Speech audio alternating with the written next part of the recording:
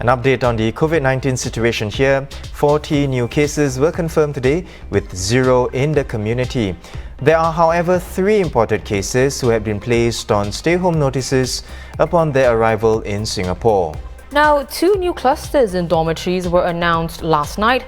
Cochrane Lodge 2 was linked to 14 cases, while 8 newly confirmed cases were linked to 10 previous cases to form a cluster at Westlight Toh Guan Dormitory. In other local news, our retail sector saw its first full month improvement since the circuit breaker. Official figures released today showed that retail sales fell 8.5% in July after revised 27.7% decline the month before. On a month-on-month seasonally adjusted basis, retail sales rose 27.4% in July because of a lower base in June.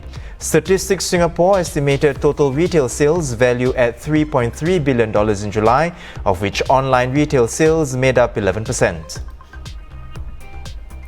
Public transport fares will not increase this year to help mitigate the economic impact of the COVID-19 pandemic on commuters.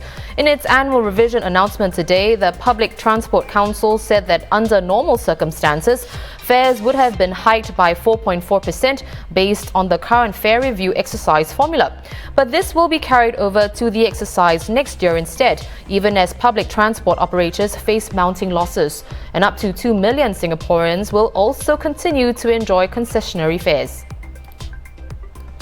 The National Arts Council said today that trials for small-scale live performances at selected venues will begin next Friday, September 11th. These limited trials will be held at venues managed by the NEC, Esplanade and Singapore Symphony Orchestra, among others. But not all the trials will be open to the public, and audiences are to be capped at 50. Safe distancing measures will apply and no interactions between the audience and performers or crew will be allowed. A man charged with murdering his wife in Boon Lay will be remanded for psychiatric observation at the Complex Medical Centre in Changi Prison.